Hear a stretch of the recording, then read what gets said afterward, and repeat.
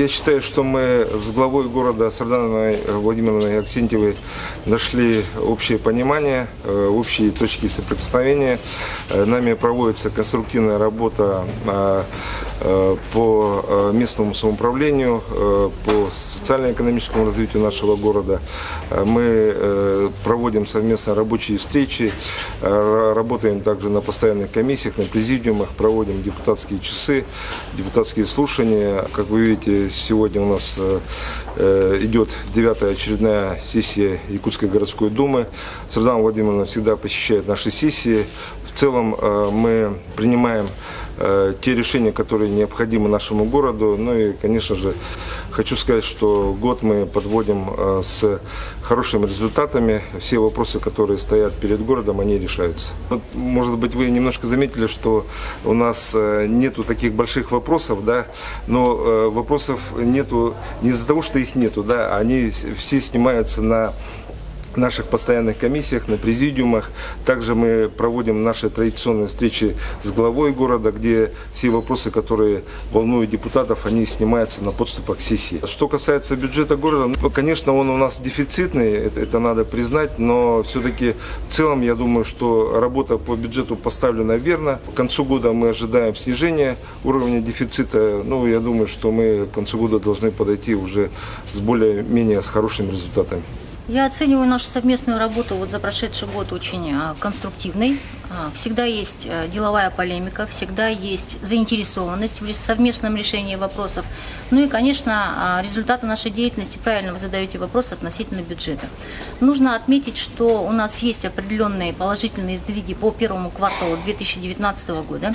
В частности, нами перевыполнен план по неналоговым и налоговым доходам. Если мы ставили перед собой план за первое полугодие 174 миллиона, то значит, мы собственные же планы перевыполнили за первое полугодие на 26 миллионов и собрали доходов общими усилиями чуть более 200 миллионов, 200 миллионов 300 тысяч. Я считаю, что это хорошо, при том, что у нас дефицитный бюджет, нам как бы вот эти деньги совершенно не лишние. Это первое. Второе, я бы хотела сказать, что мы существенно усилили претензионно-исковую работу. Вы помните, на одной из сессий первых мы рассматривали, что у нас задолженность по арендным платежам и по прочим взысканиям порядка миллиарда рублей накопленную мы приняли с Альбертом Никандровичем. На сегодняшний день только за первое полугодие 2019 года нами оформлено 530 взысканий. К сравнению в 2018 году их за весь год было порядка 124. То есть кратно увеличили работу по взысканию задолженности как прошлых лет, так и значит, текущего периода. Кроме всего прочего, хотелось бы отметить, что мы принимали довольно сложный бюджет 2019 года. Было много споров, было много полемики. Связано это было с тем, что нам было необходимо изыскать дополнительные источники финансирования на ремонтные работы по городским улицам. Нам необходимо было изыскать дополнительные средства на арендные платежи по новым объектам, которые были построены и приняты нами в течение года по программе государственно-частного партнерства. И так далее по всем значит, необходимым направлениям нами было изыскано более миллиарда рублей и без того скудном бюджете города Якутска. Это наша совместная работа.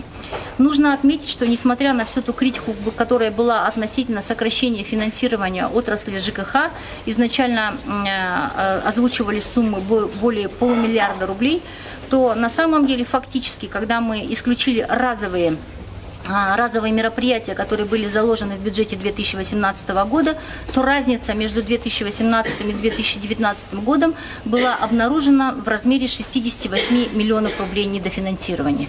И хотелось бы отметить, что совместными усилиями в течение года нам удалось перераспределить средства таким образом, что на отрасль жилищно-коммунального хозяйства нами было дополнительно направлено 281 миллионов рублей.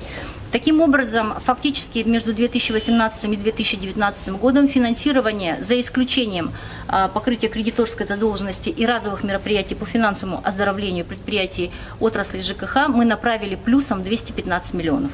Поэтому опасения горожан относительно того, что недофинансирование отрасли приведет к ухудшению коммунального состояния города Якутска, они не оправданы. И я думаю, что это тоже наш результат совместной работы.